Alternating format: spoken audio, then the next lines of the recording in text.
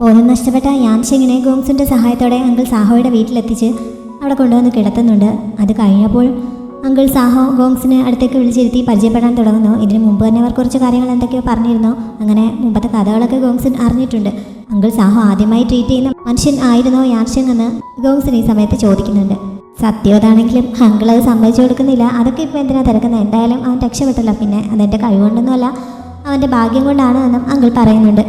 എന്തായാലും അവൻ്റെ ജീവൻ രക്ഷിച്ചതിന് ഗോങ്സിൻ അദ്ദേഹത്തോട് നന്ദി പറയുന്നു. ഈ സമയത്താണ് നന്ദി പറയേണ്ടത് എന്നോടല്ല, മഞ്ഞിൽ വീണ് കിടന്നിരുന്ന അവനെ ഇങ്ങോട്ടേക്ക് കൂട്ടിക്കൊണ്ടു വന്നത് ഷാങ്യു ആണ്. അവളാണ് ശരിക്കും അവൻ്റെ ജീവൻ രക്ഷിച്ചത്. അവൾ കണ്ടില്ലായിരുന്നെങ്കിൽ അവൻ എന്നെ ആ മഞ്ഞിൽ വീണ് മരിച്ചിട്ടുണ്ടാകുമായിരുന്നു എന്നൊക്കെ അങ്കിൾ പറയുന്നു. അങ്ങനെയാണ് ഷാങ്യുവിനെ പറ്റി ഗോങ്സുൻ അറിയുന്നത്. പിന്നീട് അങ്ങോട്ട് സംസാരിച്ചപ്പോൾ ഷാങ്യുവും യാൻഷെങ്ങും തമ്മിലുള്ള വിവാഹം കഴിഞ്ഞുവെന്നും അതും മാട്രിലോക്കൽ ഹസ്ബൻഡായിട്ടാണ് യാൻഷെങ് അവളെ വിവാഹം കഴിച്ചിരിക്കുന്നതെന്നുമൊക്കെ ഗോങ്സുൻ അറിയുന്നു. ഇതവന് ശരിക്കും ഷോക്കിംഗ് ആയിരുന്നു. കാരണം തലസ്ഥാന നഗരിയിലെ രാജകുമാരി അടക്കമുള്ള ഒരുപാട് പെൺകുട്ടികൾ യാൻഷെങ്ങിനെ വിവാഹം കഴിക്കാനായിട്ട് പുറകെ നടന്നിട്ടുള്ളതാണ്.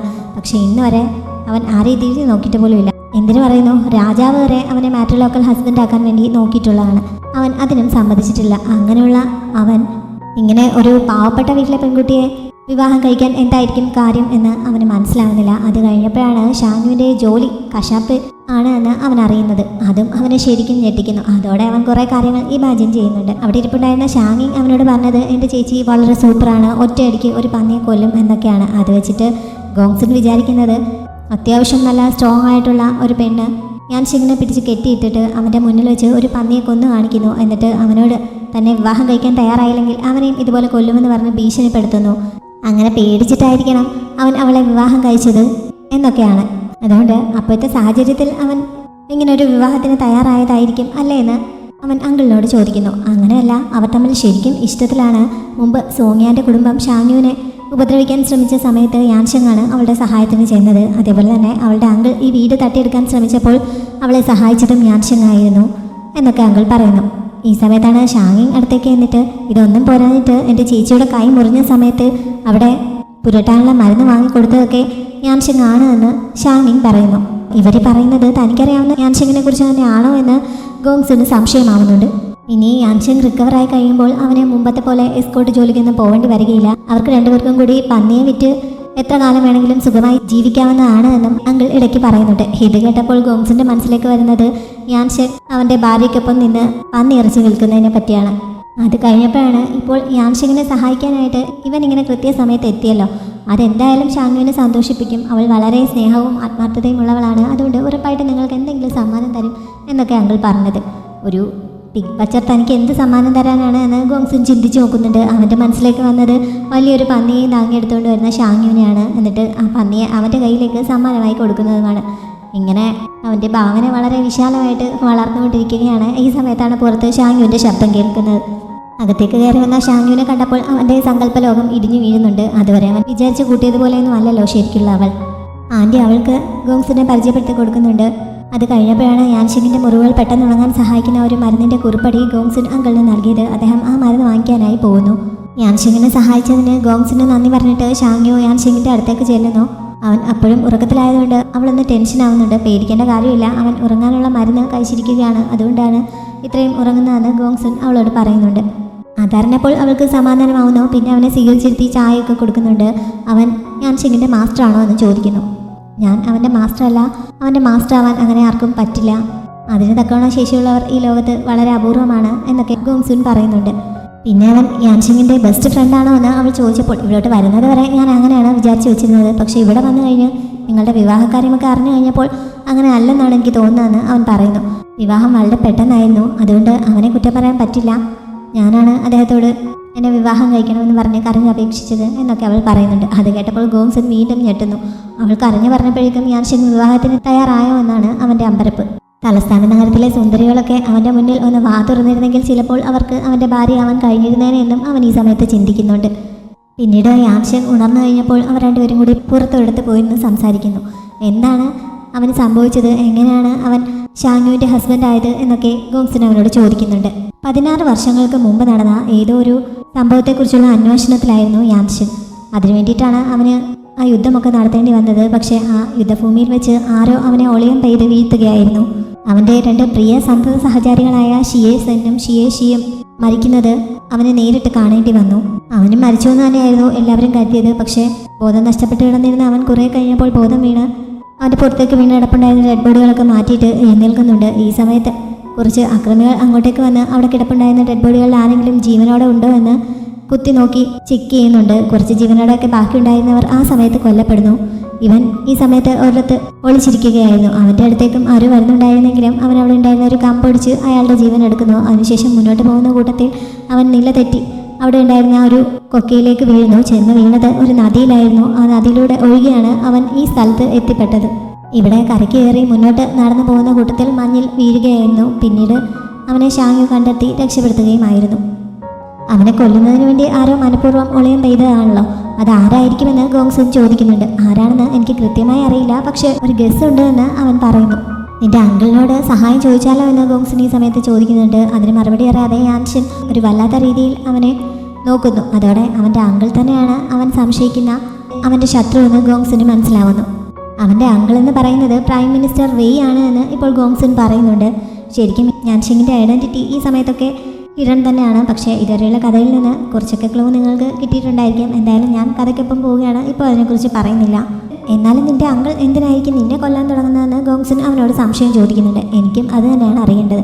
16 വർഷങ്ങൾക്ക് മുമ്പുള്ള ആ കേസിനെ പറ്റി ഞാൻ അന്വേഷിക്കാൻ തുടങ്ങിയപ്പോൾ അങ്കിൾ എന്നെ കൊല്ലണമെന്ന് ആഗ്രഹിക്കുന്നത് എന്തുകൊണ്ടാണ് എന്നാണ് എനിക്കും അറിയേണ്ടതെന്ന് അവൻ പറയുന്നുണ്ട്. അത് കഴിഞ്ഞിട്ട് അവൻ മുമ്പ് ഷാങ്യുവിനെ അറ്റാക്ക് ചെയ്യാമെന്നവരുടെ കയ്യിൽ നിന്ന് കിട്ടിയ ആ സാധനം അവനെ കാണിക്കുന്നു. ഇത് അങ്കിളിൻ്റെ അയൺ വാരിയേഴ്സിൻ്റേതാണ്. അവരെന്തിനാണ് ഷാങ്യുവിനെ കൊല്ലാൻ തുടങ്ങുന്നതെന്ന് എനിക്ക് മനസ്സിലാവുന്നില്ല എന്നും അവൻ പറയുന്നുണ്ട്. യാൻഷിങ്ങിൻ്റെ അങ്കിളിന് പ്രധാനപ്പെട്ട 4 സോൾജിയർ വിഭാഗങ്ങളാണുള്ളത്. അതിൽ ഏറ്റവും താഴ്ന്ന ഡിവിഷനിൽ പെട്ടവരുടേതാണ് അതെന്ന് ഗോങ്സുന് മനസ്സിലാവുന്നുണ്ട്. എന്തായാലും യാൻഷിങ്ങിനെ കൊല്ലാൻ വേണ്ടിയിട്ട് അങ്കിൾ അവരെ അയക്കില്ല. അപ്പോൾ പിന്നെ അവർ ഉറപ്പായിട്ടും ഷാങ്യുവിനെ ലക്ഷ്യം വെച്ച് തന്നെ വന്നതായിരിക്കണം. ഷാങ്യുവിൻ്റെ കുടുംബവുമായിട്ട് അവർക്ക് എന്ത് പകയായിരിക്കും ഉണ്ടായിരുന്നിരിക്കുക എന്നൊക്കെ ഇവർ സംശയിക്കുന്നുണ്ട്. എന്തായാലും ഷാങ്യുവിൻ്റെ വീട്ടിൽ അവരെന്തോ തിരയുകയായിരുന്നു. ആ വീട് മുഴുവൻ അവർ അരിച്ചു പെറുക്കിയിട്ടുണ്ടായിരുന്നുവെന്ന് യാൻഷൻ പറയുന്നു. ഗോങ്സുൻ ഇവനെ യാൻഷങ് എന്നല്ല വിളിക്കുന്നത്, യുഹെങ് എന്ന വേറൊരു പേരിലാണ് ഗോങ്സുൻ അവനെ വിളിക്കുന്നത്. ഗോങ്സുൻ തിരികെ ചെല്ലുമ്പോൾ ഷാങ്ങിങ് അവിടെ ഇരുന്ന 2 മുയൽ കുഞ്ഞുങ്ങൾക്ക് തീറ്റ കൊടുക്കുകയാണ്. അത് കണ്ടുകൊണ്ട് അവൻ ഷാങ്ങിങ്ങിൻ്റെ അടുത്ത് ചെന്നിരുന്ന് നീ നല്ലൊരു കുട്ടിയാണല്ലോ, ഇങ്ങനെ മുയൽ കുഞ്ഞുങ്ങളോടും കോഴിയോടും ഒക്കെ സ്നേഹം കാണിക്കുന്നത് നല്ല മനസ്സുള്ളവരാണ് എന്നൊക്കെ പറയുന്നുണ്ട്. ഈ സമയത്താണ് തൊട്ടപ്പുറത്തെ കുട്ടയിൽ കിടക്കുന്ന ഫാൽക്കനെ അവൻ കാണുന്നത്. അതോടെ അവൻ ഞെട്ടിപ്പോകുന്നുണ്ട്. അപ്പോഴാണ് ഷാങ്ങിങ് അവനെ കൂടുതൽ ഞെട്ടിച്ചുകൊണ്ട് മറ്റൊരു കാര്യം പറയുന്നത്. ഈ ഫാൽക്കൺ എൻ്റെ ജീവൻ രക്ഷിച്ചു, അതുകൊണ്ട് അതിനെ ട്രീറ്റ് ചെയ്യുന്നതിന് വേണ്ടി ഞാൻ ഈ മുയൽ കുഞ്ഞുങ്ങളെ വളർത്തുകയാണ്. ഈ മുയൽ കുഞ്ഞുങ്ങൾ വേഗം ആഹാരം കഴിച്ച് വളർന്നു കഴിഞ്ഞാൽ പിന്നെ ഈ ഫാൽക്കണ് അതിന് തീറ്റയാക്കാമല്ലോ എന്നാണ് അവൾ പറഞ്ഞത്. അതിന് തീറ്റ കൊടുക്കുന്നതിന് വേണ്ടിയിട്ടാണ് ഇവൾ മുയൽ കുഞ്ഞുങ്ങളോട് ഈ സ്നേഹം കാണിക്കുന്നതെന്ന് പറഞ്ഞ് ഗോങ്സുനെ ശരിക്കും ഞെട്ടിക്കുന്നുണ്ട്. ഈ ആൻഷങ്ങും അവളെ രക്ഷിച്ചല്ലോ, അവന് പ്രത്യുപകാരമായിട്ട് എന്താണ് ഇവൾ ചെയ്യാൻ ഉദ്ദേശിക്കുന്നതെന്ന് ഗോങ്സുൻ അവളോട് കൗതുകത്തോടെ ചോദിക്കുന്നുണ്ട്. ചേട്ടനും ചേച്ചിക്കും ഒരു കുഞ്ഞുണ്ടാവുമ്പോൾ ആ കുഞ്ഞിനെ ഞാൻ പന്നയെ കശാപ്പ് ചെയ്യുന്നത് എങ്ങനെയാണെന്ന് പഠിപ്പിച്ചു കൊടുക്കുമെന്ന് ഷാങ്ങിങ് ഗവയിൽ പറയുന്നു. അത് കേട്ടവിടെ ഗോങ്സിൻ്റെ മുഖത്തുണ്ടായിരുന്ന ചിരി മായുന്നുണ്ട്. അപ്പോഴേക്കും ഷാങ്യു അങ്ങോട്ടേക്ക് വരുന്നതിനാൽ അവരുടെ ആ സംസാരം തൽക്കാലം അവസാനിക്കുന്നു. ഷാങ്യു എന്തൊക്കെയോ ജോലിയിലാണ്. ഗോങ്സുനും അവളെ ഹെൽപ്പ് ചെയ്യാമെന്ന് പറഞ്ഞ് അവിടെ ഇരിപ്പുണ്ടായിരുന്ന പച്ചക്കറിയൊക്കെ കഴുകാനായി എടുക്കുന്നു. അതിൻ്റെ ആവശ്യമില്ല, വിരുന്നാരെ കൊണ്ട് ജോലി ചെയ്യുന്നത് ശരിയല്ല എന്ന് പറഞ്ഞ് ഷാങ്യു അവനെ തടയുന്നുണ്ടെങ്കിലും അത് സാരമില്ല എന്ന് അവൻ പറഞ്ഞപ്പോൾ പിന്നെ അവൾ വിടുന്നു. ഇതിനൊക്കെ പകരമായിട്ട് ഞങ്ങൾ തിരികെ പോയി കഴിയുമ്പോൾ ഞാൻ യാൻഷങ്ങിനെ കൊണ്ട് എനിക്ക് ട്രീറ്റ് ചെയ്യിച്ചോളാമെന്നും അവൻ പറയുന്നുണ്ട്. ഇത് കേട്ടപ്പോഴാണ് യാൻഷങ് ഇവൻ്റെ ഒപ്പം തിരികെ പോകാൻ ഉദ്ദേശിക്കുന്നുണ്ട് എന്ന് ഷാങ്യു അറിയുന്നത്. അതവളെ വിഷമിപ്പിക്കുന്നു. യാൻഷങ് അവനൊപ്പം തിരികെ ചെല്ലാമെന്ന് പറഞ്ഞു എന്ന് അവൾ ചോദിക്കുന്നുണ്ട്. ഇന്നല്ലെങ്കിൽ നാളെ യാൻഷങ്ങിന് എനിക്കൊപ്പം വരേണ്ടി വരും, അവനത് പറഞ്ഞിട്ടില്ല എന്ന് ഗോങ്സുൻ ചോദിച്ചപ്പോൾ ഇത്രയൊക്കെ അടുക്കുന്നതിന് മുമ്പ് എന്തായാലും മുറിവൊക്കെ ഭേദമായി കഴിയുമ്പോൾ ഇവിടെ വിട്ട് പോകുമെന്ന് യാൻഷങ് പറഞ്ഞ കാര്യം അവൾ ഓർക്കുന്നു. അതുകൊണ്ട് തന്നെ അവനങ്ങനെ തന്നോട് പറഞ്ഞിട്ടുണ്ട് എന്ന് അവൾ സമ്മതിക്കുന്നു. എന്നാലും അവളെ ഇത് വിഷമിപ്പിക്കുന്നുണ്ട്. അന്ന് രാത്രി ഗോങ്സുൻ യാൻഷങ്ങിനോട് അവൻ ഷാങ്യുവിനെ ശരിക്കും ഇഷ്ടപ്പെടുന്നുണ്ടോ എന്ന് ചോദിക്കുന്നുണ്ട്. യാൻഷങ് അതിന് മറുപടി പറയാതെ പോകാൻ തുടങ്ങിയപ്പോൾ ഇന്നലെ ഞാൻ ആ സമയത്ത് എത്തിയില്ലായിരുന്നെങ്കിൽ നീ ആ കോർട്ട് നശിപ്പിക്കില്ലായിരുന്നോ, അതൊക്കെ അവൾക്ക് വേണ്ടിയിട്ടല്ലേ എന്ന് ഗോങ്സുൻ വീണ്ടും ചോദിക്കുന്നു. അതോടെ യാൻഷങ്ങിന് മറുപടി പറയേണ്ടി വരുന്നുണ്ട്. എൻ്റെ ഇപ്പോഴത്തെ ഈ അവസ്ഥയിലും എൻ്റെ ഐഡൻറ്റിറ്റിയിലും അതേപോലെ ഞാൻ രാജ്യത്ത് ഫേസ് ചെയ്യുന്ന പ്രശ്നങ്ങളിലുമൊക്കെ എനിക്കൊരാളെ ഇഷ്ടപ്പെടാൻ സാധിക്കുമെന്ന് നിനക്ക് തോന്നുന്നുണ്ടോ? അങ്ങനെ ഞാൻ ഇഷ്ടപ്പെട്ടാൽ തന്നെ എനിക്ക് അവളെ പ്രൊട്ടക്റ്റ് ചെയ്യാൻ കഴിയുമോ? ഈ ഒരു സാഹചര്യത്തിൽ ഞാൻ എങ്ങനെ അവളെ പ്രണയിക്കാനാണ് എന്ന് യാൻഷൻ ചോദിക്കുന്നു. നമ്മളൊക്കെ മനുഷ്യരല്ലേ, ഫീലിങ്സ് ഉണ്ടാകുന്നത് സ്വാഭാവികമാണ്, അതിനിപ്പോൾ ആർക്കും ഒരാളെ കുറ്റം പറയാൻ പറ്റില്ല എന്ന് ഗോങ്സുൻ ഈ സമയത്ത് പറയുന്നുണ്ട്. എന്തായാലും തൽക്കാലം യാൻഷൻ അതിനെക്കുറിച്ചൊന്നും ചിന്തിക്കുന്നില്ല. ഗോങ്സുനോട് തനിച്ച് തിരികെ പോയി അവൻ്റെ അങ്കിളിൻ്റെ നീക്കങ്ങളൊക്കെ നിരീക്ഷിക്കാനാണ് അവനിപ്പോൾ പറയുന്നത്. അതിർത്തിയിലെ എന്തൊക്കെയോ പ്രശ്നങ്ങളും യാൻഷങ്ങിനെ അലട്ടുന്നുണ്ട്. അക്കാര്യങ്ങളൊക്കെ കൂടി ശ്രദ്ധിക്കാനും അവൻ നിർദ്ദേശിക്കുന്നുണ്ട്. അവന് ഇത്രയൊക്കെ കൺസേൺസ് ഉണ്ടെങ്കിൽ പിന്നെ അവന് കൂടി തനിക്കൊപ്പം നാളെ വന്നുകൂടെ എന്ന് ഗോങ്സുൻ ചോദിച്ചെങ്കിലും അതിന് യാൻഷൻ മറുപടി പറയുന്നില്ല. എന്തായാലും ഷാങ്യുവിനോട് ഇപ്പോൾ യാത്ര പറയാൻ അവൻ തയ്യാറെടുത്തിട്ടില്ല. അടുത്ത ദിവസം ഷാങ്യു ഓഫീസർ വാങ്ങിനെ കാണാൻ പോയിട്ട് തിരികെ വന്ന് അവളുടെ അച്ഛൻ്റെ ഓർമ്മകളുള്ള ആ സ്ഥലത്ത് തനിച്ചിരിക്കുന്നുണ്ട്. അവളിങ്ങനെ വിഷമിച്ചിരിക്കാൻ കാരണം അവളുടെ വീട്ടിൽ നടന്ന ആ പ്രശ്നത്തിൻ്റെ കേസ് ഇപ്പോൾ സോൾവ് ചെയ്തിരിക്കുകയാണ്. അക്രമികളെക്കുറിച്ച് വിവരമൊന്നും കിട്ടാതെ എങ്ങനെ കേസ് സോൾവ് ചെയ്യാൻ സാധിച്ചുവെന്ന് അവൾ വാങ്ങിനോട് ചോദിച്ചിരുന്നതാണ്. കാട്ടിനുള്ളിൽ വെച്ച് യാൻഷിങ്ങിനെയും ഷാങ്ങിങ്ങിനെയും ആക്രമിക്കാൻ ചെന്നവരാണ് പ്രതികൾ. അവരെല്ലാം കൊല്ലപ്പെട്ടു കഴിഞ്ഞു. അവരൊക്കെ ഏതോ കൊള്ളസംഘത്തിലെ അംഗങ്ങളാണ് എന്നാണ് ഇപ്പോൾ അറിഞ്ഞിരിക്കുന്നത്. ചിലപ്പോൾ ഇവളുടെ അച്ഛൻ എസ്കോട്ടായി പോയ സമയത്ത് ഏതെങ്കിലും രീതിയിൽ അവരുമായി ശത്രുത ഉണ്ടായതായിരിക്കണം. അതിൻ്റെ വൈരാഗ്യം തീർക്കാനായിരിക്കണം അവരിങ്ങനെ ഒരു ആക്രമണം നടത്തിയത് എന്നൊക്കെയാണ് ഇപ്പോൾ മജിസ്ട്രേറ്റ് കണ്ടെത്തിയിരിക്കുന്നത്. അങ്ങനെയാണ് കേസ് ക്ലോസ് ചെയ്തിരിക്കുന്നതെന്നൊക്കെ അദ്ദേഹം അവളെ അറിയിക്കുന്നു. പിന്നെ അദ്ദേഹം അവൾക്കൊരു ഉപദേശവും നൽകുന്നുണ്ട്. എത്രയും പെട്ടെന്ന് ഈ വീടും സ്ഥലവുമൊക്കെ വിറ്റിട്ട് ഷാങ്ങിങ്ങിനെയും കൂട്ടി മറ്റെവിടേക്കെങ്കിലും പോകാനാണ് അദ്ദേഹം പറയുന്നത്. ഇങ്ങനെ ഒരു സംഭവം ഉണ്ടായ സ്ഥിതിക്ക് ഇത് ഇവളുടെ സേഫ്റ്റിയെ സാരമായി ബാധിച്ചിരിക്കുകയാണ്. ഇനിയും ഇതേപോലെയുള്ള സംഭവങ്ങൾ ആവർത്തിച്ചു എന്ന് വരാം. അതുകൊണ്ട് എത്രയും പെട്ടെന്ന് ആരും അറിയാത്തൊരു സ്ഥലത്തേക്ക് രക്ഷപ്പെട്ട് പോകാൻ അദ്ദേഹം ഉപദേശിക്കുന്നു. അതിനെപ്പറ്റിയൊക്കെയാണ് ഷാങ്ങി ചിന്തിക്കുന്നത്. അങ്ങനെ താൻ ഇവിടെ വിട്ട് പോയാൽ യാൻഷൻ തനിക്കൊപ്പം വരാൻ തയ്യാറാകുമോ എന്നുള്ളതാണ് അവളെ ഏറ്റവും കൂടുതൽ അലട്ടിക്കൊണ്ടിരിക്കുന്നത്. ഈ സമയത്താണ് അവളുടെ ഒരു അയൽക്കാരി അതുവഴി വന്നിട്ട് അവളുടെ വീട്ടിൽ വില കൂടിയ ഒരു കുതിരവണ്ടി വന്നിട്ട് പോകുന്നത് കണ്ടല്ലോ, നിന്റെ പണക്കാരായ ബന്ധുക്കൾ ആരെങ്കിലും വന്നിരുന്നോ എന്ന് അന്വേഷിക്കുന്നത്. ആരായിരിക്കും വന്നതെന്ന് ഷാങ്യുവിന് മനസ്സിലാവുന്നില്ല. ഇനി യാൻഷിങ്ങാനും തിരികെ പോയതായിരിക്കുമോ എന്ന് പേടിച്ച് അവൾ വേഗം വീട്ടിലേക്ക് ഓടുന്നുണ്ട്. അവിടെ ചെന്ന് നോക്കിയപ്പോൾ അവിടെ ആരെയും കാണാനുണ്ടായിരുന്നില്ല. മുറിയിൽ ചെന്ന് നോക്കിയപ്പോൾ ഗോങ്സിൻ ധരിച്ചിരുന്ന ഡ്രസ്സും യാൻഷിങ് ധരിച്ചിരുന്ന ഡ്രസ്സും അവിടെ മടക്കി വെച്ചിരിക്കുന്നത് കാണുന്നു. അതോടെ യാൻഷിങ് പോയത് തന്നെയാണ് എന്ന് അവൾ കരുതുന്നു. അങ്ങനെ വിഷമിച്ച് ഹാളിലേക്ക് വന്നപ്പോഴാണ് അവിടെ മേശപ്പുറത്ത് ഒരു കുറിപ്പും കുറച്ച് പണവും ഇരിക്കുന്നത് അവൾ കാണുന്നത്. ഷാങ്യുവിന് നന്നായി വായിക്കാൻ അറിയില്ലല്ലോ, അതുകൊണ്ട് അതിൽ എഴുതിയിരിക്കുന്നത് മുഴുവൻ അവൾക്ക് വായിക്കാൻ പറ്റുന്നില്ല. കുറേ അക്ഷരങ്ങളൊക്കെ വായിച്ചതിൽ നിന്ന് യാത്ര പറഞ്ഞിരിക്കുകയാണ്. അവളുടെ ചിലവിനേക്ക് വേണ്ടി കുറച്ച് പണം അവിടെ വെക്കുകയാണ് എന്നൊക്കെയാണ് അതിൽ എഴുതിയിരിക്കുന്നതെന്ന് അവൾക്ക് മനസ്സിലാവുന്നു. അതോടെ യാൻഷൻ പോയതാണ് എന്ന് അവൾ ഉറപ്പിക്കുന്നു. അങ്ങനെ അവൾ അവിടെ നിന്ന് കരയാൻ തുടങ്ങുന്നുണ്ട്. ഈ സമയത്താണ് ഷാങ്ങി അങ്ങോട്ടേക്ക് വന്നത്. യാൻഷൻ പോയോ എന്ന് ഷാങ്യു അവളോട് ചോദിക്കുന്നു. പോയി എന്നാണ് ഷാങ്ങി പറയുന്നത്. അതോടെ അവളുടെ വിഷമം ഒന്നുകൂടി കൂടുന്നുണ്ട്. എന്നാലും എന്തായാലും അത് നന്നായി. ഇനിയിപ്പോൾ ഭാവിയിൽ എന്തെങ്കിലും പ്രശ്നങ്ങളുണ്ടായാലും അവൻ എന്തെങ്കിലും കുഴപ്പം പറ്റുമെന്ന് പേടിക്കണ്ടല്ലോ. എന്നാലും അവന് യാത്ര പറഞ്ഞിട്ടെങ്കിലും പോവായിരുന്നുവെന്നും അവൾ കരഞ്ഞുകൊണ്ട് പറയുന്നു. ഈ സമയത്താണ് യാൻഷൻ അങ്ങോട്ടേക്ക് വന്നത്. അവൾ വിശ്വസിക്കാൻ കഴിയാതെ ഇരുന്നിടത്ത് നിന്ന് എഴുന്നേൽക്കുന്നുണ്ട്. അപ്പോഴാണ് ഷാങ്യു പറയുന്നത്, അടുത്ത വീട്ടിലെ പ്രായമായൊരു ആൻറ്റിക്ക് എന്തോ കത്ത് വായിക്കാൻ പറ്റാത്തതുകൊണ്ട് അതൊന്ന് വായിച്ചു കൊടുക്കുന്നതിന് വേണ്ടിയിട്ടാണ് യാൻഷൻ അങ്ങോട്ടേക്ക് പോയതെന്ന്. അതോടെ അവൾക്ക് ആശ്വാസമാവുന്നുണ്ട്. അവളുടെ നിൽപ്പ് കണ്ടപ്പോൾ നീ കരഞ്ഞു എന്ന് അവൻ ചോദിക്കുന്നുണ്ട്. കരഞ്ഞൊന്നുമല്ല, അടുപ്പിൽ നിന്നുള്ള പുക കണ്ണിൽ അടിച്ചതായിരിക്കും എന്ന് പറഞ്ഞ് അവൾ കണ്ണുടയ്ക്കുന്നു. ഗോങ്സിൻ തിരികെ പോയി അവൻ കുറച്ച് പണം വെച്ചിട്ടാണ് പോയതെന്ന് അവൻ പറഞ്ഞപ്പോൾ അവളത് കണ്ടു എന്ന് പറയുന്നുണ്ട്. അവന് വീടും പരിസരമൊക്കെ വൃത്തിയായി കിടക്കുന്നതാണ് ഇഷ്ടം. അതുകൊണ്ട് പോകുന്നതിന് മുമ്പ് ഇവിടെയൊക്കെ അടുക്കിപ്പെറുക്കി വെച്ചിട്ടാണ് പോയതെന്ന് ഷാങ്ങിയും ഈ സമയത്ത് പറയുന്നു. അതുകൊണ്ടാണ് റൂമിൽ ആ തുണിയൊക്കെ അങ്ങനെ വൃത്തിയാക്കി മടക്കി വെച്ചിരുന്നതെന്ന് ഷാങ്യുവിന് മനസ്സിലാവുന്നുണ്ട്. അതോടെ അവൾക്ക് സമാധാനമാവുന്നു. ഞാൻ ഇറച്ചി തൂക്കിയിടാൻ വേണ്ടിയിട്ട് കുറച്ച് കയറെടുക്കാൻ വന്നതാണ് എന്ന് പറഞ്ഞ് അവൾ അവിടെ കിടപ്പുണ്ടായിരുന്ന എന്തോ എടുത്തുകൊണ്ട് ഓടുന്നു. ശരിക്കും കയറല്ല അവൾ എടുത്തത്, അവിടെ കിടപ്പുണ്ടായിരുന്ന ചങ്ങലയാണ്. കുറച്ച് കഴിഞ്ഞാണ് എടുത്തുകൊണ്ട് വന്ന സാധനം മാറിപ്പോയി എന്ന് അവൾ അറിയുന്നത്. എന്തായാലും യാൻഷിൻ പോയിട്ടില്ല എന്ന് പറഞ്ഞപ്പോൾ അവൾക്ക് നല്ല സന്തോഷമാവുന്നു. പിന്നെ അവൾ ഉണക്കിയ മീറ്റ് വിൽപ്പനയ്ക്ക് കൊടുക്കാൻ തക്കവണ്ണം തയ്യാറാക്കുന്നുണ്ട്. യാൻഷിനും അവളുടെ സഹായത്തിനായി ചെല്ലുന്നു. അതെങ്ങനെയാണ് റെഡിയാക്കി എടുക്കേണ്ടതെന്നൊക്കെ അവൾ ഈ കൂട്ടത്തിൽ അവന് പറഞ്ഞു കൊടുക്കുന്നുണ്ട്. ഇതിൽ നിന്ന് കുറച്ച് നാളെ മുത്തശ്ശനോട് കൊടുക്കണം എന്നുള്ള കാര്യവും അവനോട് അവൾ പറയുന്നു. അവനുള്ള മരുന്ന് അവൾ അവിടെ റെഡിയാക്കി വെച്ചിട്ടുണ്ടായിരുന്നു. അവനതെടുത്ത് കുടിക്കുന്ന കൂട്ടത്തിലാണ് ഓഫീസർ വാങ് പറഞ്ഞതിനെ പറ്റി അവൾ അവനോട് പറയുന്നത്.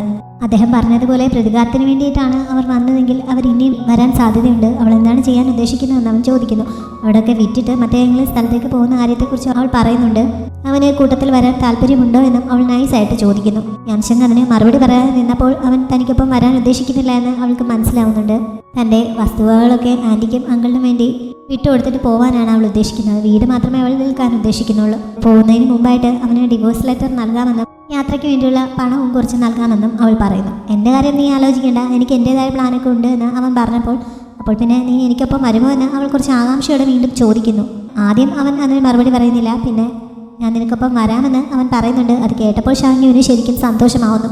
എങ്കിൽ പിന്നെ ഇത് ചെയ്യാൻ എന്നെ സഹായിക്കാൻ അവൾ പറയുന്നുണ്ട്. അങ്ങനെ അവൻ വീണ്ടും അവളുടെ സഹായത്തിന് ചെല്ലുന്നു. ഈ സമയത്ത് അവൻ അവളോട് ചില കാര്യങ്ങൾ ചോദിച്ചറിയാൻ ശ്രമിക്കുന്നുണ്ട്. അവളുടെ അച്ഛനും അമ്മയും ഒക്കെ മരിക്കുന്നതിന് മുമ്പ് എന്തെങ്കിലും കാര്യങ്ങൾ സൂക്ഷിക്കാനായിട്ട് അവളെ ഏൽപ്പിച്ചിരുന്നോ, അല്ലെങ്കിൽ എന്തെങ്കിലും പരമ്പരാഗതമായ സാധനങ്ങൾ അവളുടെ കൈവശമുണ്ടോ എന്നൊക്കെ അവൻ ചോദിക്കുന്നുണ്ട്. ഷാങ്ങിയുടെ ഓർമ്മയിൽ ഇതൊക്കെ കേട്ടപ്പോൾ വന്നത് ഒന്ന് അവളുടെ ആ കത്തികളാണ്. അതല്ലാതെ വേറെ എന്തെങ്കിലും ഉണ്ടോ എന്ന് അവൻ ചോദിച്ചപ്പോൾ അവൾ പറഞ്ഞത് ഷാങ്ങിയുടെ കാര്യമാണ്. പിന്നെ ഉള്ളത് ആ വീടിൻ്റെ ആധാരവും. ഇതൊക്കെ അല്ലാതെ അവളുടെ ഓർമ്മയിൽ അങ്ങനെ പ്രത്യേകിച്ച് വിലപിടിപ്പുള്ള എന്തെങ്കിലും സാധനങ്ങൾ അച്ഛൻ അവളെ ഏൽപ്പിച്ചതായിട്ട് അറിയില്ല. തൻ്റെ അങ്കിളിൻ്റെ ആൾക്കാർ എന്തിനാണ് അവളുടെ ഫാമിലിയെ അറ്റാക്ക് ചെയ്യുന്നതെന്ന് വല്ല ക്ലൂവും കിട്ടുമോ എന്നാണ് യാൻ ഷെങ്ങി ശ്രമിക്കുന്നത്. പക്ഷേ ഷാങ്യുവിന് അതിനെപ്പറ്റി ഒന്നും അറിയില്ല എന്ന് അവന് മനസ്സിലാവുന്നു. ഈ മരുന്ന് അവൻ ഈ സമയത്ത് കഴിക്കുന്നുണ്ടായിരുന്നല്ലോ, അതിൻ്റെ കയ്പ് അവൻ്റെ മുഖത്ത് അറിയാറായപ്പോൾ അവൾ കുറച്ച് ക്യാൻഡി എടുത്ത് അവന് നൽകുന്നു. അവനത് വാങ്ങി കഴിക്കുന്നുണ്ട്. അടുത്ത ദിവസം ആ ഇറച്ചിയിൽ നിന്ന് കുറച്ച് മുത്തശ്ശന് നൽകുന്നതിന് വേണ്ടിയിട്ട് ഷാങ്യു മുത്തശ്ശൻ താമസിക്കുന്ന സ്ഥലത്തേക്ക് പോകുന്നു. അവിടെയായിരുന്നു അവളുടെ ഇപ്പോൾ ആ കൊല്ലപ്പെട്ട അങ്കിളൊക്കെ താമസിച്ചിരുന്നത്. അവിടെ അദ്ദേഹത്തിൻ്റെ സംസ്കാര ചടങ്ങുകൾ ഇതുവരെ കഴിഞ്ഞിട്ടില്ല. കുറേ ദിവസങ്ങൾ ഡെഡ് ബോഡി വീട്ടിൽ സൂക്ഷിച്ച് പ്രാർത്ഥനയൊക്കെ നടത്തിയ ശേഷമായിരിക്കും അവർ സംസ്കാര ചടങ്ങുകൾ നടത്തുന്നത്. അങ്ങനെയുള്ള പ്രാർത്ഥനകളൊക്കെ അവിടെ നടക്കുന്നതേ ഉള്ളൂ. നാട്ടിലെ കുറച്ച് ആൾക്കാരൊക്കെ അവിടെ കൂടിയിട്ടുണ്ട്. കൂട്ടത്തിൽ ആൻറ്റി, കാങ്ങും അവരുടെ പരിദൂഷണ കമ്മിറ്റിയും ഒക്കെ ഉണ്ട്. അവർ എല്ലാവരും അവിടെ ഇരുന്ന് ഷാങ്യുവിനെ കുറ്റം പറഞ്ഞുകൊണ്ടിരിക്കുന്ന സമയത്താണ് അവൾ അങ്ങോട്ടേക്ക് വരുന്നത്. അവളുടെ പേര് ആരോ പറയുന്നത് കേട്ടപ്പോഴേക്കും അകത്തിരിപ്പുണ്ടായിരുന്ന ആൻറ്റി ചാടി ഇറങ്ങി വന്നിട്ട് നിനക്ക് ഇങ്ങോട്ട് വരാൻ എങ്ങനെ ധൈര്യം വന്നു എന്നൊക്കെ ചോദിച്ച് ഷാങ്യുവിൻ്റെ നേരെ തിരിയുന്നു. ഞാൻ നിങ്ങളെ കാണാൻ വന്നതല്ല, എൻ്റെ മുത്തശ്ശനെ കാണാൻ വന്നതാണ്. മുത്തശ്ശൻ്റെ ഒരു സാധനം കൊടുത്തിട്ട് ഞാൻ പൊയ്ക്കോളാം എന്ന് പറഞ്ഞ് അവൾ മുത്തശ്ശൻ്റെ അടുത്തേക്ക് പോകാൻ തുടങ്ങുന്നുണ്ടെങ്കിലും ഇവരതിനെ സമ്മതിക്കുന്നില്ല. ഷാങ്യു തൻ്റെ കയ്യിലുണ്ടായിരുന്ന കത്തി അവിടെ ഒരു മേശപ്പുറത്ത് വെച്ച് ഉറപ്പിച്ചിട്ട് ഇതിനിപ്പുറത്തേക്ക് ആരെങ്കിലും വരുവാണെങ്കിൽ അവർ ഇതിൻ്റെ ചൂടറിയും. ഞാൻ മുത്തശ്ശന് കൊടുക്കാൻ വന്ന സാധനം കൊടുത്തിട്ട് ഉടനെ എന്നെ തിരികെ പൊയ്ക്കോളാം എന്ന് പറഞ്ഞ് അകത്തേക്ക് കയറുന്നു. അതിനപ്പുറത്തേക്ക് പോകാനുള്ള ധൈര്യം അവിടെ ആർക്കും ഉണ്ടായിരുന്നില്ല. അതുകൊണ്ട് തൽക്കാലം പിന്നെ ആരും അവളുടെ പുറകെ പോകുന്നില്ല. ഷാങ്യു മുത്തശ്ശൻ്റെ അടുത്തേക്ക് ചെല്ലുന്നു. മുത്തശ്ശൻ കുറച്ച് വയ്യാത്ത അവസ്ഥയിലാണ്. അവൾ അദ്ദേഹത്തെ എഴുന്നേപ്പിച്ചിരുത്തി വിശേഷമൊക്കെ തിരക്കുന്നു. എനിക്ക് കുഴപ്പമൊന്നുമില്ല, എൻ്റെ 2 മക്കളും മരിച്ചു കഴിഞ്ഞു. ഇനി ഞാനും കൂടി മരിക്കുന്നതിന് മുമ്പ് എനിക്ക് നിന്നോട് വളരെ പ്രധാനപ്പെട്ട ഒരു കാര്യം പറയാനുണ്ട് എന്ന് പറഞ്ഞ് മുത്തശ്ശൻ അവളോട് എന്തോ പറയാൻ തുടങ്ങുന്നുണ്ടെങ്കിലും അപ്പോഴേക്കും ആൻറ്റി പുറത്ത് ബഹളം തുടങ്ങുന്നതിനാൽ അദ്ദേഹത്തിന് അത് പറയാൻ സാധിക്കുന്നില്ല. ഈ ആൻറ്റിയുടെ ശല്യം കാരണം ഇനി മറ്റൊരു ദിവസം വന്ന് മുത്തശ്ശനെ കണ്ട് സംസാരിച്ചോളാം എന്ന് പറഞ്ഞ് ഷാങ്യു താൻ കൊണ്ടുവന്ന മീറ്റ് അദ്ദേഹത്തിന് നൽകിയിട്ട് തൽക്കാലം തിരികെ പോകുന്നുണ്ട്. അവൾ പോകുന്നത് നോക്കിക്കൊണ്ട് താൻ ചെയ്ത കർമ്മത്തിൻ്റെ ഫലമാണ് ഇത് എന്നൊക്കെ മുത്തശ്ശൻ സ്വയം കുറ്റപ്പെടുത്തുന്നത് കാണാം. അന്ന് ഷാങ്യു കട ഓപ്പൺ ആക്കാൻ ഉദ്ദേശിച്ചിരുന്നില്ല. അവൾ അവിടെ ചെന്ന് എന്തോ സാധനം എടുത്തുകൊണ്ട് തിരികെ പോകാൻ തുടങ്ങുന്ന സമയത്താണ് മറ്റേ റെസ്റ്റോറൻറ്റിലെ ഷെഫായിട്ടുള്ള അങ്കിൾ ലീ അവളുടെ അടുത്തേക്ക് വന്നത്. ഇന്ന് കട തുറക്കുന്നില്ല, ഇനി കുറച്ച് ദിവസത്തേക്ക് ബിസിനസ് നടത്താൻ ഉദ്ദേശിക്കുന്നില്ല, വീട്ടിൽ കുറച്ച് പ്രശ്നങ്ങളൊക്കെ ഉണ്ടായി, അതുകൊണ്ട് ചില സൊല്യൂഷനൊക്കെ കാണണം എന്നൊക്കെ അവൾ അദ്ദേഹത്തോട് പറയുന്നു. അപ്പോഴാണ് ഇന്ന് സാധനം വാങ്ങാൻ വന്നതല്ല, തങ്ങളുടെ മാനേജർ അവളെ ഒന്ന് നേരിട്ട് കാണണമെന്ന് ആവശ്യപ്പെട്ടിരിക്കുകയാണ്, അതുകൊണ്ട് അവളെ കൂട്ടിക്കൊണ്ട് പോകുന്നതിനാണ് വന്നത്, പറ്റുമെങ്കിൽ അവിടെ വരെ ഒന്ന് വരാൻ അദ്ദേഹം പറഞ്ഞത്. അങ്ങനെ ഷാങ്യു അദ്ദേഹത്തിനൊപ്പം അവർ റെസ്റ്റോറൻറ്റിലേക്ക് പോകുന്നു. ആ സിറ്റിയിലെ ഏറ്റവും വലിയ റെസ്റ്റോറൻ്റ് ആയിരുന്നു അത്. അതിനുള്ളിലേക്ക് ഷാങ്യു ആദ്യമായിട്ടാണ് കയറുന്നത്. അത്രയൊക്കെ സൗകര്യങ്ങളും ലക്ഷറിയും ഒക്കെ അതിനുള്ളിലുണ്ട് എന്ന് അവളിപ്പോഴാണ് അറിയുന്നത്. ആ കാഴ്ചകളൊക്കെ കാണിച്ചു കൊടുത്ത ശേഷം അദ്ദേഹം അവളെ മാനേജറുടെ അടുത്തേക്ക് കൂട്ടിക്കൊണ്ട് പോകുന്നു. അവിടുത്തെ മാനേജർ അതിസുന്ദരിയായ ഒരു സ്ത്രീ ആയിരുന്നു. ഇവരാണ് മുമ്പ് ഷാങ്യു ആ മാങ്ങിൻ്റെ ബച്ചർ ഷോപ്പിൽ പോയി വഴക്കുണ്ടാക്കുന്ന സമയത്ത് കുതിരവണ്ടിക്കുള്ളിൽ ഇരുന്നുകൊണ്ട് ഇവളെക്കുറിച്ച് തൻ്റെ സെർവൻറ്റിനോട് അന്വേഷിച്ചതൊക്കെ. അവരുടെ പേര് ഷിയാൻ എന്നാണ്. അവൾ വളരെ പെട്ടെന്ന് തന്നെ ഷാങ്യുമായി സൗഹൃദത്തിലാവുന്നുണ്ട്. ഷാങ്യു അവളുടെ ഷോപ്പിൽ പ്രത്യേക രീതിയിൽ ഉണക്കിയെടുത്ത വന്നിറച്ചി വിൽക്കുന്നുണ്ടല്ലോ, അത് സ്ഥിരമായി ഈ റെസ്റ്റോറൻറ്റിലേക്ക് വാങ്ങുന്നുണ്ടായിരുന്നു. കുറേ ദിവസം അടുപ്പിച്ച് വാങ്ങിയിട്ട് ഇതിനെല്ലാം ഒരേ ടേസ്റ്റും ക്വാളിറ്റിയും തന്നെ ആയിരുന്നു എന്ന് ഷിയാൻ ചെക്ക് ചെയ്യുന്നുണ്ടായിരുന്നു. അങ്ങനെ അവളുടെ ആ ഇറച്ചിയുടെ ക്വാളിറ്റി വളരെ നല്ലതാണ്, ടേസ്റ്റ് നല്ലതാണ് എന്നൊക്കെ അവർക്കിപ്പോൾ മനസ്സിലാക്കാൻ സാധിച്ചു. അതുകൊണ്ട് ഷാങ്യുമായിട്ട് ഒരു ബിസിനസ് ഡീൽ ഉണ്ടാക്കുന്നതിന് വേണ്ടിയിട്ടാണ് ഷിയാൻ അവളെ ഇങ്ങോട്ട് വിളിപ്പിച്ചിരിക്കുന്നത്.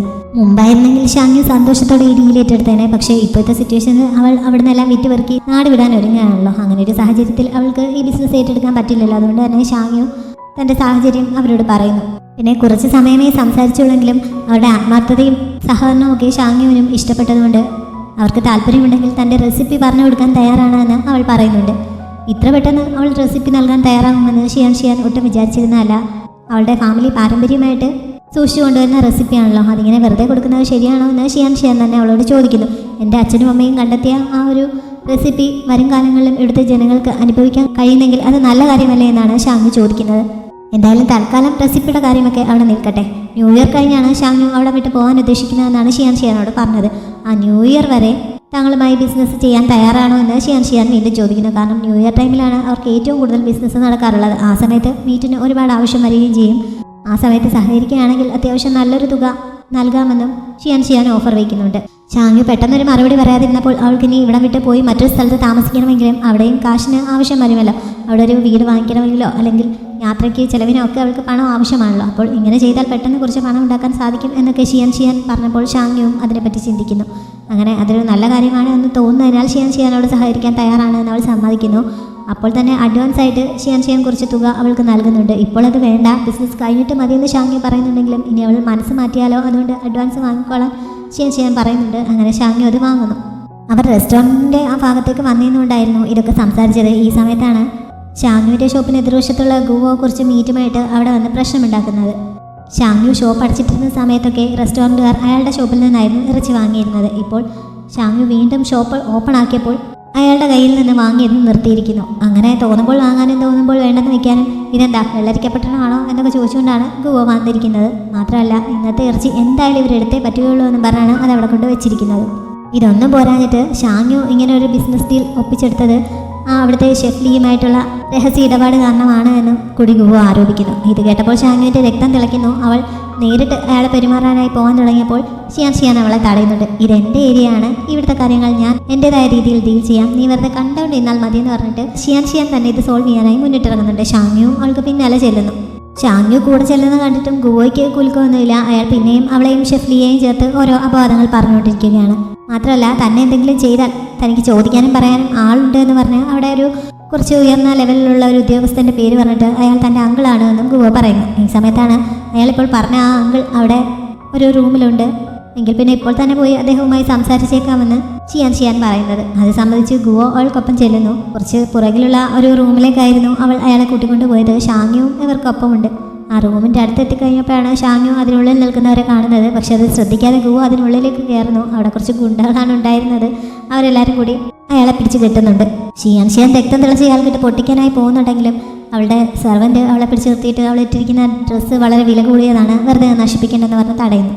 അവളേക്കും ഷാങ്യുവിൻ്റെ അടുത്തെത്തി നീ ഇതൊക്കെ കണ്ട് പേടിച്ചു പോയെന്ന് ചോദിക്കുന്നുണ്ട്. ഷാങ്യു ഇല്ലെന്ന് പറയുന്നു. അവളിതിലും വലുത് കണ്ടിട്ട് നിൽക്കുവാണല്ലോ, അതിനെപ്പറ്റി ഷിയാൻ അറിയില്ല. എന്തായാലും അവനെ കൊല്ലണ്ട, പക്ഷേ ഒന്ന് മര്യാദയ്ക്ക് ഒരിക്കലെടുത്ത് വിട്ടേക്കാൻ ഗുണ്ടകൾക്ക് ഓർഡർ നൽകിയിട്ട് അവൾ ഷാങ്യുവിനെ ഇങ്ങോട്ട് തിരികെ പോകുന്നു. അവർ കുറച്ച് മുന്നോട്ട് കടന്നപ്പോൾ തന്നെ അകത്ത് നിന്ന് ഗുവയുടെ നിലവിളിയൊക്കെ കേൾക്കുന്നുണ്ട്. ആ വിളിയുടെ ആഴം കാരണം ഷാങ്യു പേടിച്ചൊന്ന് നിന്ന് പോകുന്നു. ഇതൊന്നും കേട്ട് പേടിക്കണ്ട, ഇതൊക്കെ സിമ്പിളാണെന്ന് പറഞ്ഞ് ഷിയാൻ അവളെ അവിടെ നിന്ന് കൂട്ടിക്കൊണ്ട് പോകുന്നുണ്ട്. എന്നിട്ട് അവിടെ നടക്കുന്ന ഡാൻസ് ഷോ ഒക്കെ കാണിച്ചു കൊടുക്കുന്നു. ഷാങ്യു ഇങ്ങനെ അവൾക്കൊപ്പം അവിടെ തന്നെ അവിടുത്തെ ഡാൻസൊക്കെ കാണുന്ന സമയത്ത് റെസ്റ്റോറൻറ്റിൻ്റെ തന്നെ മറ്റൊരു ഭാഗത്ത് നിന്ന് മുമ്പ് ഷാങ്യുവിനെ ആ ചെന്നായി ആക്രമിച്ച ദിവസം അവളെ കാട്ടിൽ നിന്ന് അവളുടെ വീട്ടിൽ കൊണ്ടാക്കിയ ആ ലീയും അസിസ്റ്റൻറ്റും കാണുന്നുണ്ടായിരുന്നു. അവർ ഷാങ്യുവിനെ പറ്റി രഹസ്യമായൊക്കെ അന്വേഷണം നടത്തുന്നുണ്ടായിരുന്നു. പ്രൈം മിനിസ്റ്ററുടെ ആൾക്കാർ അവിടെ വന്നതൊക്കെ അവൾ അറിഞ്ഞു കഴിഞ്ഞിരുന്നു. അവളുടെ അങ്കിളിൻ്റെ മരണത്തെപ്പറ്റിയും ഇവർ രഹസ്യമായി അന്വേഷിക്കുന്നുണ്ട്. എന്തായാലും തൽക്കാലം ഷാങ്യുവിനെ മീറ്റ് ചെയ്യാതെ അവർ അവിടെ നിന്ന് പോകുന്നുണ്ട്. ഷിയാൻ കൊടുത്തയച്ച കുറച്ച് സ്വീറ്റ്സ് ഒക്കെ ആയിട്ടാണ് ഷാങ്യു വന്ന് വീട്ടിൽ തിരികെ എത്തിയത്. ഇതെല്ലാം കൂടി എവിടെ നിന്നാണെന്ന് ആൻറ്റി ചോദിച്ചപ്പോൾ അവൾ കാര്യം പറയുന്നു. ഷിയാനെ കുറിച്ച് ആദ്യക്ക് നേരത്തെ തന്നെ കുറച്ച് കാര്യങ്ങളൊക്കെ അറിയാമായിരുന്നു. അവൾ ഒരുപാട് വർഷങ്ങൾക്ക് മുമ്പ് അവിടെ തനിച്ച് വന്നതാണ്. ആ സമയത്ത് അവൾ ഗർഭിണിയായിരുന്നു. പിന്നീട് ഒറ്റയ്ക്കാണ് അവിടെ അങ്ങനെ ഒരു റെസ്റ്റോറൻറ്റ് തുടങ്ങിയതും ഇന്നത്തെ നിലയിലാക്കിയതും. ഇന്ന് അതേപോലെയുള്ള 2 റെസ്റ്റോറൻറ്റുകൾ 2 സ്ഥലത്തായി അവൾ നടത്തുന്നുണ്ട്. അത്രയ്ക്ക് മിടുക്കിയാണ്, കാര്യശേഷിയുള്ളവളാണ് എന്നൊക്കെ ആൻറ്റി ഷിയാനെ കുറിപ്പ് പറ്റി പറയുന്നുണ്ട്. അവളുടെ ഹസ്ബൻഡിനെ കുറിച്ച് എന്തെങ്കിലും അറിയാമോ എന്ന് ഷാങ്യു ചോദിച്ചപ്പോൾ അതിനെപ്പറ്റി ആൻറ്റിക്കൊന്നും അറിയാമായിരുന്നില്ല. എന്തായാലും അവളെപ്പോലെ മിടുക്കിയായ ഒരു ആളെ ഭാര്യയാക്കണമെങ്കിൽ അതേപോലെ മിടുക്കനായ ഒരാൾ തന്നെ ആയിരിക്കും അവളുടെ ഹസ്ബൻഡ് എന്ന് മാത്രം ആൻറ്റി പറയുന്നുണ്ട്. ഷാങ്യുവും അത് ശരിവെക്കുന്നു. അന്ന് രാത്രി ഷാങ്യു ഇറങ്ങിക്കഴിഞ്ഞപ്പോൾ ആൻറ്റി ഷാങ്യുവിനോട് അവളുടെയും യാൻഷിങ്ങിൻ്റെയും മാരേജ് ലൈഫിനെ പറ്റി സംസാരിക്കുന്നു. വിവാഹം കഴിഞ്ഞെങ്കിലും അവർ ഇതുവരെ ഭാര്യാഭർത്തകന്മാരായി കഴിഞ്ഞിട്ടില്ല എന്ന് ആൻറ്റിക്ക് മനസ്സിലായിരുന്നു. നിങ്ങളിതിങ്ങനെ നീട്ടിക്കൊണ്ട് പോവുകയാണോ, നിങ്ങളുടെ വെഡ്ഡിങ് നൈറ്റ് എന്താണ് ആഘോഷിക്കാത്തത് എന്നൊക്കെ ആൻറ്റി അവളോട് ചോദിക്കുന്നുണ്ട്. ഞങ്ങളുടെ വിവാഹം ഒരു താൽക്കാലിക അഡ്ജസ്റ്റ്മെൻറ്റ് മാത്രമാണ് എന്ന് ഷാങ്യു പറയാൻ വരുന്നുണ്ടെങ്കിലും ആൻറ്റിക്ക് അത് ഓൾറെഡി അറിയാം. അങ്ങനെയാണെങ്കിൽ തന്നെ എന്താണ് കുഴപ്പം, അവൻ നിനക്കൊപ്പം നീ പുതിയതായി പോകുന്ന സ്ഥലത്തേക്ക് വരാമെന്ന് സമ്മതിച്ചല്ലോ, പിന്നെ എന്താണ് പ്രശ്നമെന്ന് ആൻറ്റി ചോദിക്കുന്നു. അവൻ ഇപ്പോൾ ഞങ്ങളുടെ കൂടെ വരാമെന്ന് പറഞ്ഞെങ്കിലും ഭാവിയിൽ എന്താവുമെന്ന് അറിയില്ലല്ലോ എന്ന് ഷാങ്യു പറഞ്ഞപ്പോൾ ഭാവിയെക്കുറിച്ച് നീ എന്തിനാണ് ഇത്രയധികം ടെൻഷൻ അടിക്കുന്നത്, ആദ്യം നിങ്ങളുടെ വെഡ്ഡിങ് നൈറ്റ് ശരിക്കും ആഘോഷിക്കാൻ നോക്ക്, പിന്നെ അവൻ നിന്നെ വിട്ട് എങ്ങും പോവില്ല, ഇതിന് നീ തന്നെ മുൻകൈ എടുത്താലേ പറ്റുകയുള്ളൂ എന്നൊക്കെ ആൻറ്റി അവളോട് പറയുന്നു. എന്തായാലും അവന് നിന്നോട് ആത്മാർത്ഥമായ ഇഷ്ടമുണ്ട്, അല്ലെങ്കിൽ ഇവിടെ ആക്രമണം നടന്ന സമയത്ത് അവൻ സ്വന്തം ജീവൻ റിസ്കിലാക്കി പോലും ഷാങ്യുവിനെ പ്രൊട്ടക്റ്റ് ചെയ്യുകയില്ലല്ലോ. അതുപോലെ തന്നെ സുൻ സമയത്ത് എത്തിയില്ലായിരുന്നെങ്കിൽ അവൻ ആ കോടതി തന്നെ തരിപ്പണമാക്കിയേനെ. അവൻ അങ്ങനെയൊക്കെ ചെയ്യുന്നത് നിന്നോട് ആത്മാർത്ഥമായി ഇഷ്ടമുള്ളത് കൊണ്ട് തന്നെയാണ്. അതുകൊണ്ട് നീ ധൈര്യമായിട്ട് മുന്നോട്ട് പോയിക്കോളാനൊക്കെ ആൻറ്റി അവളോട് പറയുന്നു. അതിപ്പോൾ ഞാൻ പെട്ടെന്ന് എങ്ങനെയാണ് നേരെ വെഡ്ഡിങ് നൈറ്റ് ആഘോഷിക്കാനായി കയറി ചെല്ലുന്നതെന്നൊക്കെ ഷാങ്യു മടിയോടെ ചോദിക്കുന്നുണ്ട്.